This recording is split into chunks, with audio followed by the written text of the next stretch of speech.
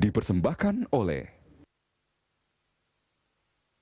Pemirsa, berbagai kalangan menyayangkan terjadinya kerumunan di sejumlah tempat wisata saat libur Lebaran. Pelanggaran protokol kesehatan dikhawatirkan bisa memicu tingginya kasus COVID-19. Sejumlah tempat wisata di Jakarta dan Jawa Barat dipadati pengunjung selama libur Lebaran. Pengunjung tampak membludak dan berkerumun. Misalnya di Pantai Batu Karas, Pangandaran, Jawa Barat ini. Masyarakat yang berlibur tidak mempedulikan aturan dan protokol kesehatan. Banyak pengunjung yang tidak menjaga jarak dan juga tidak memakai masker. Tidak hanya di Pangandaran, pemandangan serupa juga terlihat di Ancol, Jakarta Utara. Hampir seluruh areal pantai dipadati masyarakat yang ingin berlibur. Corona ini. Wow, corona sudah hilang guys, ternyata lihat dong. Begitu pula yang terjadi di wilayah Pantai Indah Kapuk 2 di Jakarta Utara.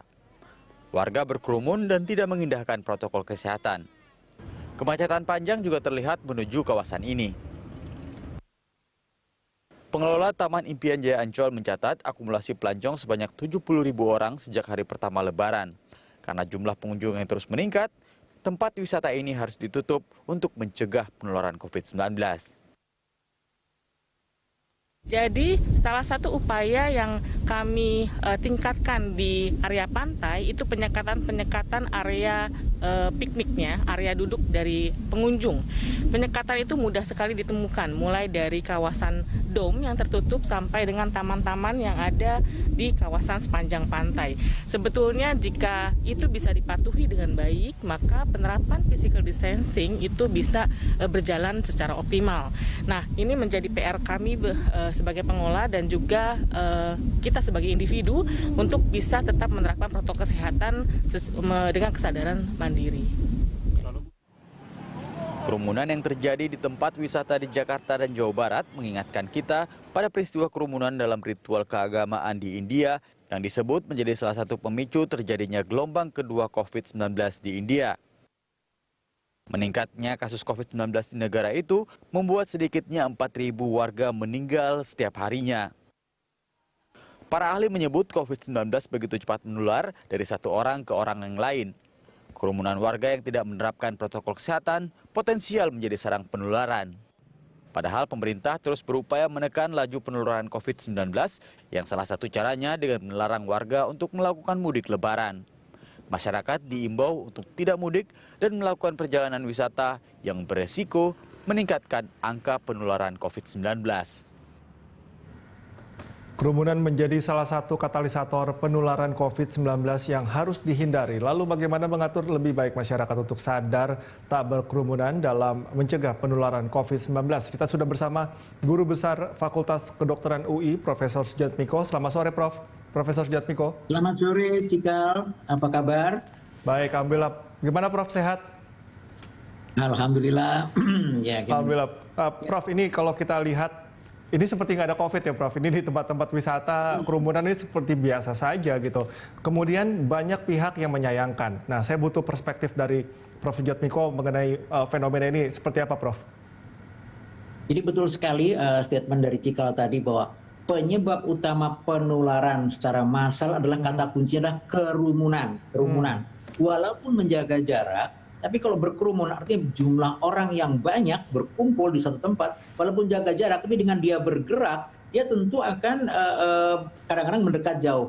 Dan terjadilah pada saat mereka ngobrol, tertawa, muncratan dari saluran nafas, dari hidung, dari mulut, itu bagi yang masih ada virusnya, maka akan menularkan. Diperkirakan sekitar 10% orang yang sehat, yang berkerumun itu ada virusnya, tapi dia OTG dulu menyebutnya orang tanpa gejala. Nah, orang-orang itulah yang bisa menyebarkan.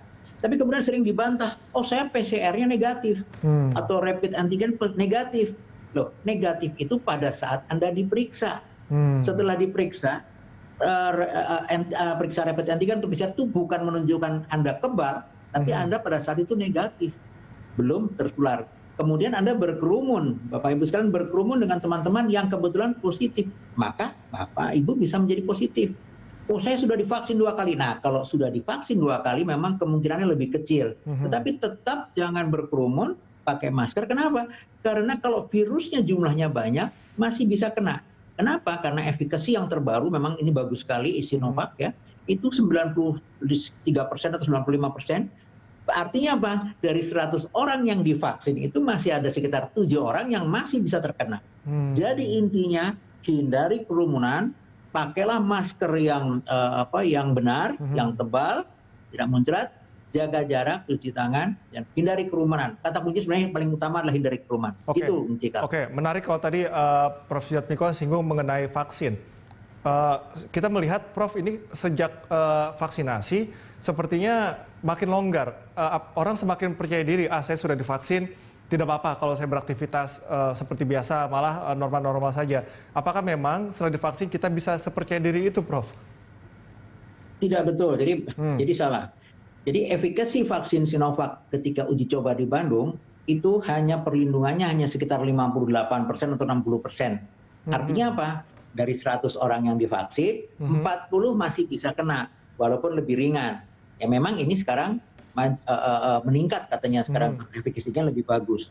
Jadi apalagi yang divaksin baru 9 juta dari di Indonesia sekitar 8,9 juta ya, jadi hampir 9 juta. Jadi masih banyak warga kita yang belum divaksin. Oleh karena itu hindari kerumunan karena kerumunan itu sumber. Nah kerumunan itu ada di mana? Bisa kerumunan dalam bis waktu mudik pulang, kerumunan dalam kereta api waktu mudik pulang, dalam pesawat, atau di pusat perbelanjaan, atau di pantai-pantai seperti tadi. Walaupun PCR-nya negatif pada waktu diperiksa itu, tetapi PCR itu sensitivity-nya sekitar 95% atau 93%. Artinya apa? Dari 100 orang yang negatif PCR-nya negatif COVID, atau rapid antigennya itu 100%, dari 100 orang itu negatif, masih ada sekitar 5 orang atau 10 orang yang sebenarnya dia positif tapi tidak terdeteksi oleh PCR. Jadi kerumunan, kata kuncinya kerumunan dalam pesawat, walaupun semua di PCR katanya negatif, kemudian 5% masih positif. Di kereta api juga demikian, di travel juga demikian, kerumunan waktu pulang dan kemudian di pantai. Jadi kerumunan itu yang menjadi sumber penularan paling cepat karena dia orang dekat sekali dan virus hanya hidup dari manusia. Jadi hindari kerumunan dimanapun, dalam pesawat, di kereta api, di bis, apalagi di tempat-tempat umum yang tidak bisa dikendalikan. Gitu, Cikal. Oke. Beberapa tempat wisata sekarang sudah Prof sudah menutup untuk sementara ya, seperti TMII juga dia sudah menutup, kemudian Taman Wisata Ragunan.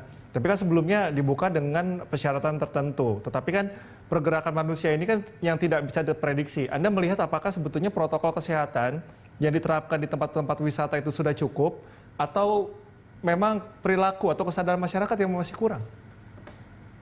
Dua-duanya, Cikal. Oke. Jadi pengalaman dari kemarin bahwa terjadi kerumunan yang luar biasa di berbagai pusat-pusat rekreasi, itu menyadarkan kita bahwa masyarakat masih belum sadar bahayanya berkerumun, satu. Kedua, belum pakai masker yang benar, banyak yang tidak pakai masker.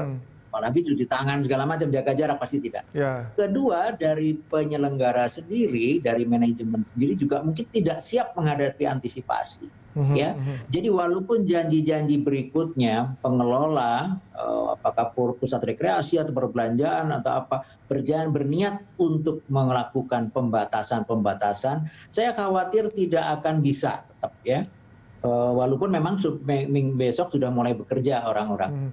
Oleh karena itu lebih bijak memang sebaiknya ditutup dulu lah sementara sehingga betul-betul tidak mengecewakan masyarakat. Kalau masih dibuka tapi kemudian dibatasi, yang datang belakangan akan kecewa, akan timbul konflik ya horizontal dan sebagainya. Tetapi kalau ditutup, diumumkan ya tentu sehari atau beberapa hari sebelumnya diumumkan, tentu tidak akan terjadi konflik ya, masyarakat juga tidak akan datang ke situ dan pengelola juga mungkin lebih ringan kerjanya. Jadi cara menghindari kerumunan yang terbaik adalah tutup pusat-pusat yang berpotensi menimbulkan kerumunan, gitu kira-kira Cikal. Oke, Prof. Sujatmiko, kita akan lanjutkan perbincangan di segmen selanjutnya. Tetap bersama kami, pemirsa. Dialog akan segera kami lanjutkan usai jeda. Dipersembahkan oleh Kita lanjutkan perbincangan pemirsa masih bersama dengan Guru Besar Fakultas Kedokteran Universitas Indonesia, Profesor Sujatmiko. Prof. Sujatmiko, kalau kita bicara mengenai libur-liburan nih ya, kita kan pernah punya pengalaman tahun lalu dan kita sama-sama tahu juga ini meningkatkan atau melonjaknya angka positif COVID di Indonesia. Yang tahun ini apakah gambarannya kurang lebih sama dengan kondisi yang saat ini kita lihat, Prof? Ya betul sekali. Jadi belajar dari pengalaman tahun lalu, ya, mulai dari libur 17 Agustus, libur Lebaran, libur tahun baru dan segala macam, itu setiap ada kerumunan massal, apakah itu yang bergerak, misalnya pulang kampung, mudik, atau di suatu tempat, itu kemudian akan timbul namanya klaster-klaster baru penularan yang begitu cepat, ya. Sehingga akan menyebabkan banyak yang sakit, lebih banyak yang sakit, dan masuk rumah sakit, dan sebagian bahkan tidak tertolong. Kenapa? Karena ICU penuh semua. Ya. ICU penuh, rumah sakit, sampai kesulitan sekali pada waktu pertengahan Januari, di mana lonjakan kasus per hari sekitar 14.000 kasus baru, dengan angka meninggal sekitar 400-an per hari, itu ICU penuh semua. Jadi, sekali lagi pesan pertama, jangan berkerumun. Nah, banyak orang tua yang protes, nah bagaimana nih menghibur anak-anak masuk liburan? Cukup misalnya, itu orang tua harus kreatif. Kreatifnya gimana? Misalnya naik mobil, berputar-putar saja di kota, di mana daerah yang jarang dilihat anak-anak. Kalau ada taman yang sepi, berhenti sebentar bawa makanan, makan di situ, ajak bisa. Di sekitar rumah juga bisa, jadi kreativitas dari orang tua.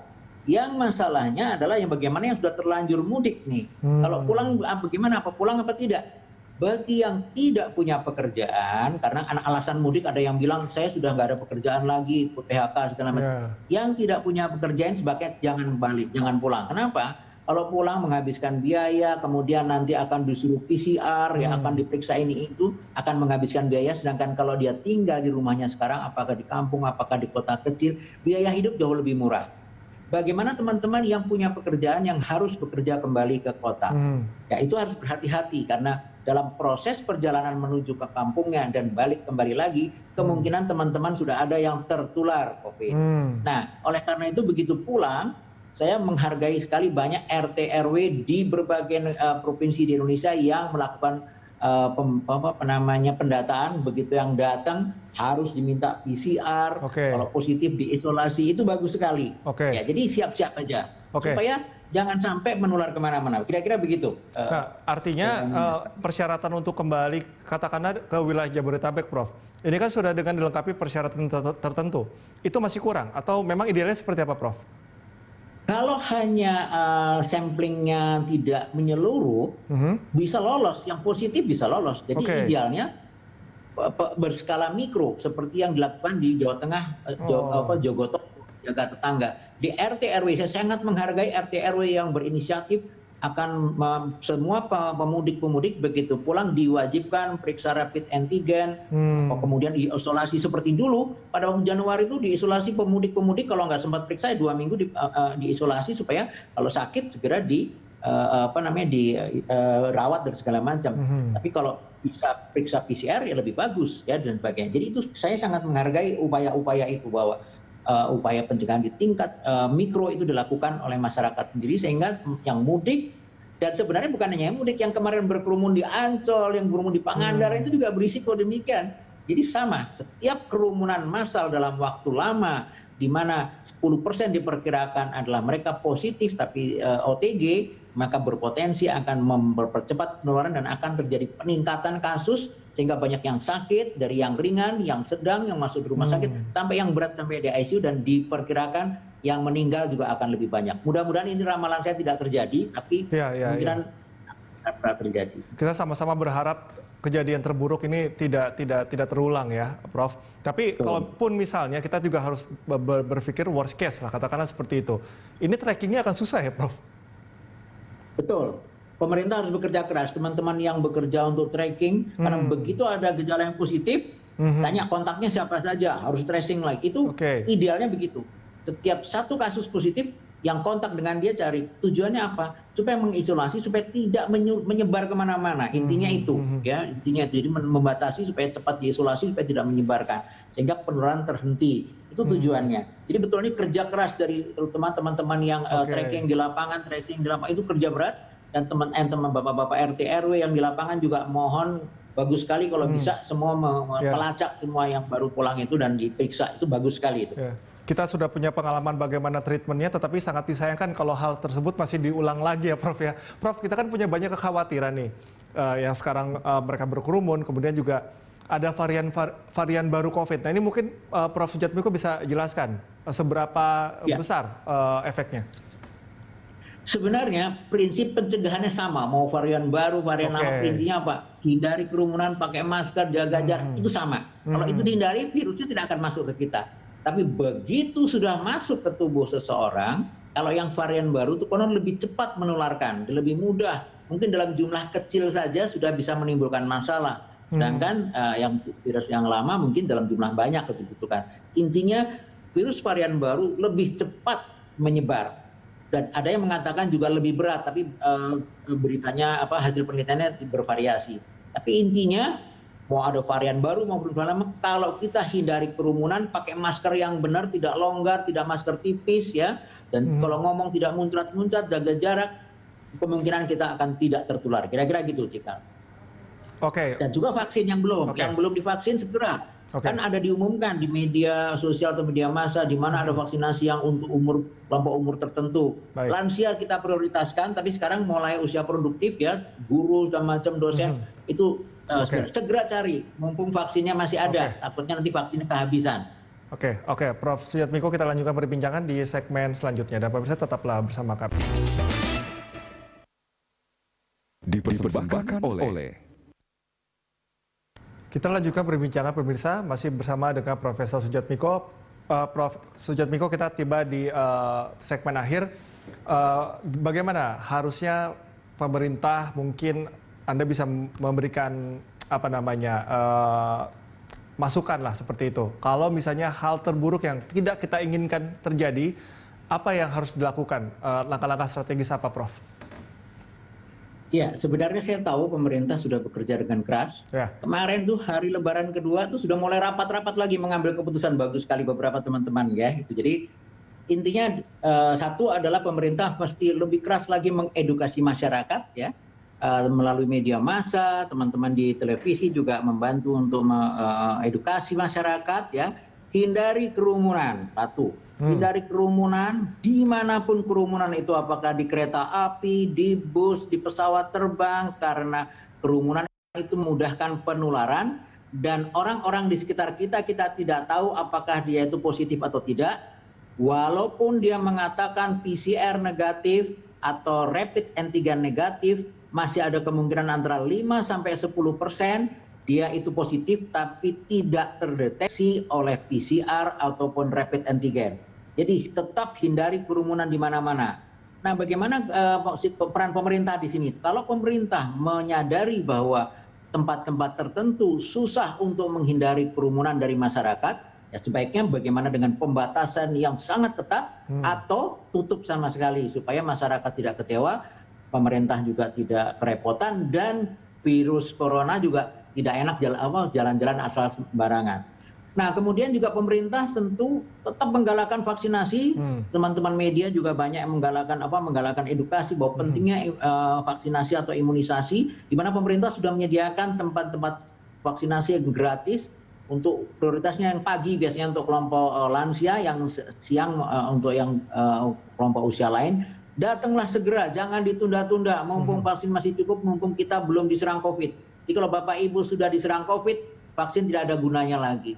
Dan jangan terlalu bangga dengan PCR yang negatif, karena PCR negatif atau rapid antigen negatif itu hanya menunjukkan pemeriksaan pada kondisi saat itu.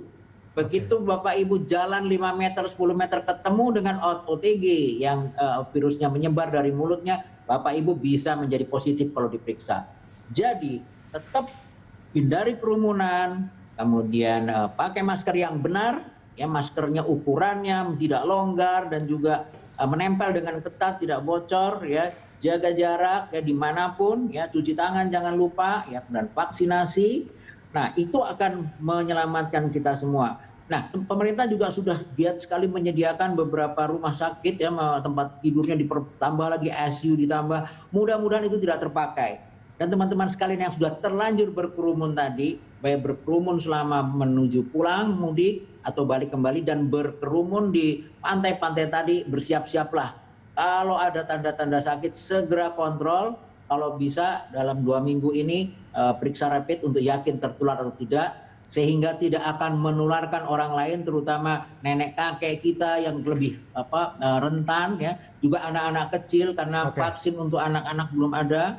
Maka kita akan saling menjaga. Mudah-mudahan tidak ada para pendengar penonton ini yang terkena COVID dan tidak ada yang masuk rumah sakit kalau terkena, dan tidak ada yang masuk ICU sehingga tidak ada yang meninggal. Saya kira gitu harapan kita, Cikal. Mudah-mudahan tidak seperti di India di mana ribuan meninggal setiap hari. 3.900 per hari meninggal di India. Baik. Kita mudah-mudahan tidak sebanyak itu. Demikian, Cikal. Harapan yang sama juga atas apa tadi disampaikan oleh Prof. Jodmiko. Prof. Jodmiko, terima kasih atas kesediaan waktunya dan juga paparannya. Salam sehat selalu, Prof. Terima kasih juga, Cikal. Salam sehat juga untuk semua. Oke, baik. Pemirsa, kami ingatkan terus COVID masih mewabah. Sayangi keluarga, jangan mudik, tidak piknik, dan lakukan silaturahmi secara virtual. Dan demikianlah Prime Time kali ini. Atas nama seluruh kerabat kerja yang bertugas, saya Cikal Mutazam mengucapkan terima kasih atas kebersamaan Anda. Sampai jumpa.